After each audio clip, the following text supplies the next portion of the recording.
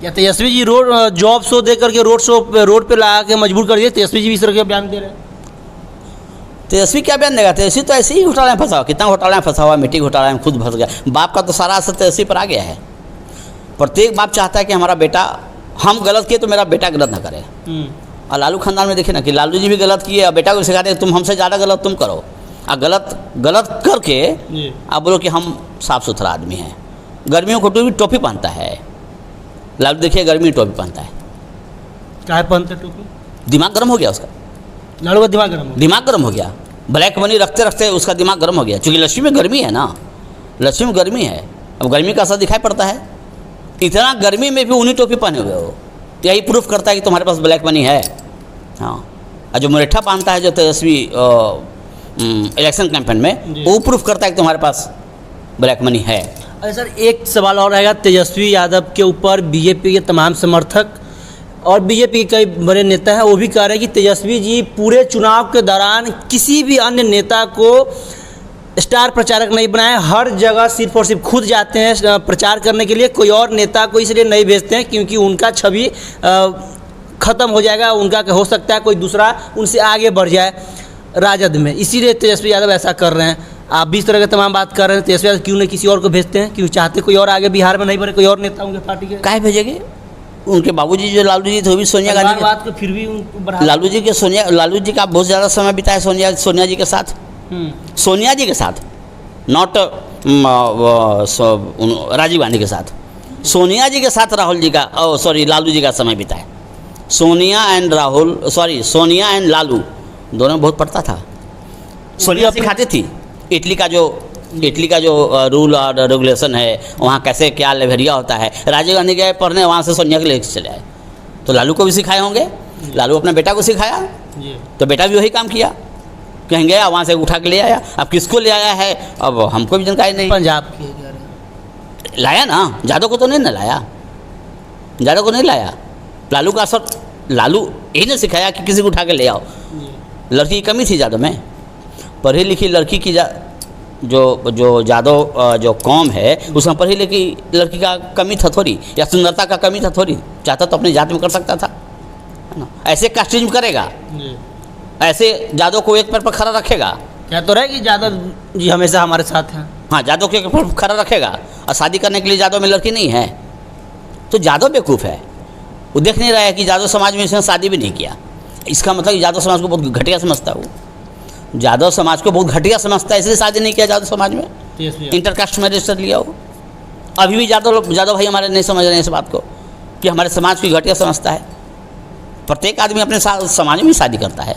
हम भी हैं तो अपने समाज में शादी किए, आज नहीं करते तो लोग कहता कि अपने समाज से घृणा करता है। वो जादव लॉबी से बहुत घृणा करता है, उसका फैमिली जादव लॉबी से बहुत घृणा करता है। और ये आप रेकर्ड निकालिएगा, जब लालू का शासन रहा बिहार में, तब हत्या का जो संख्या है जादव का ज़्यादा मिलेगा आपको। मतलब कि आप कह रहे हैं कि यादव समाज के मुख्यमंत्री जब लालू यादव जी बने तब तो यादव का ही ज़्यादा, जब लालू जी का फैमिली शासन पर आया तब जो बिहार में जंगल राज जब कायम हुआ, उसमें हत्या होने वाला संख्या ज़्यादा यादव जी का ही रहा है। अब देखिएगा, यादव जी ही ज़्यादा मारे गए हैं। क्या कारण है इसके पीछे? तेजस्वी जी जवाब दे दें मंच पर से कि हमारे शासनकाल में यादव जी की हत्या ज़्यादा क्यों होती है। इसका मतलब कि आप अपने कौम को खुद बर्बाद कर रहे हैं। आप एक तो पहला मैसेज चला गया कि आप अपने कौम में शादी नहीं किए। इसका मतलब आपके दिमाग में था कि हमारे कौम में कोई मेरे लायक लड़की कोई नहीं है, जैसे राहुल के दिमाग में था। उसको अभी तक लड़की नहीं मिला राहुल को इंडिया में। हाँ, भागता है लेकिन इटली वो बार चुनाव खत्म होगा, फिर वो बाबू साहब वो जो बेचारे हैं वो इटली भागेंगे। इटली जाने के पैसा आ जाता है। अच्छा। इटली में वो क्या करते हैं जाके गॉड नोज। हाँ, इतना तो करते ज़रूर हैं कि जैसे ही भारत की धरती को छोड़ेंगे, भारत के विरोधी जो सूर है ना उन पर सवार हो जाता है। और अच्छा यूनिवर्सिटी में जाते हैं वो, है ना। अच्छा यूनिवर्सिटी में जाके वो बोलते हैं कि भारत में तो लोकतंत्र खत्म हो चुका है, तो मुस्लिम पर ऐसे अन्याय हो रहा है। मतलब भारत के विरोध में वो अपना सूर उगलना, और उसके बदले उनको क्या मिलता है, कौन देश कंट्री उनको फंड करती है, ये तो राहुल जी बताएंगे। राहुल जी से पूछिएगा कि बाहर जाते ही आप क्यों उगलने लगते हैं, और यदि इतना उगलते ही हैं तो आप भारत को छोड़ दीजिए। मतलब कि आप साफ तौर पे कह रहे हैं कि विदेश जाकर के राहुल जी भारत का ही बुराई करते हैं। भारत का बुराई हल्का फुल्का नहीं करते हैं, पूरा कहते हैं कि भारत में रहने लायक है ही नहीं है। तो फिर वो भारत का चुनाव क्यों लड़ रहे हैं फिर वो? आप राहुल जी से पूछिए। राहुल जी, हम तो कह रहे हैं कि राहुल जी को भारत छोड़ देना चाहिए विद फैमिली पूरा ज़मीन जायदाद बेच दें और भारत को छोड़ दें। आप बीजेपी के नेता हैं हाँ, और बीजेपी का ही नेता, और आप भी कहते हैं चुनाव के 4 जून के बाद तो वो लोग सभी लोग अब इटली चले जाएंगे। घूमने जाएंगे, इटली जाएंगे। अधिकतर समय उनका इटली ही बिकता है।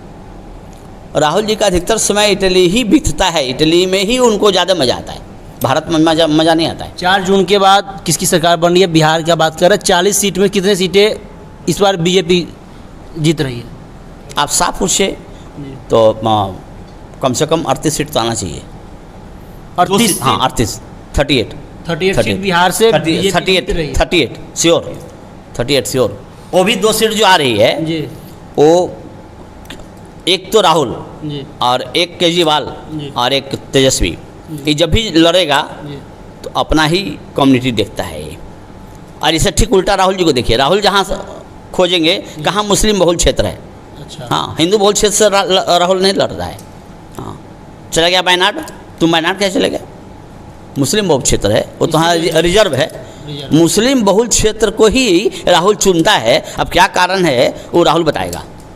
राहुल जी हमको बोलना चाहिए था, लेकिन हमने इसलिए राहुल जी नहीं बोल रहे हैं क्योंकि आप हमेशा घटिया ही काम करते हैं इंडिया के लिए हमेशा घटिया काम करते हैं, इसलिए राहुल जी ना बोल के हम राहुल बोल रहे हैं। और जब भी आपको राहुल जी को जब भी मन होगा, कभी हम राहुल जी बोल रहे हैं कभी राहुल बोल रहे हैं, जब भी उनको मन करे एक मीडिया के मंच पर आ जाए और हमसे बहस कर लें इंडिया पर कि आपने इंडिया के साथ क्या क्या किया या आपका बाप दादा क्या क्या किया।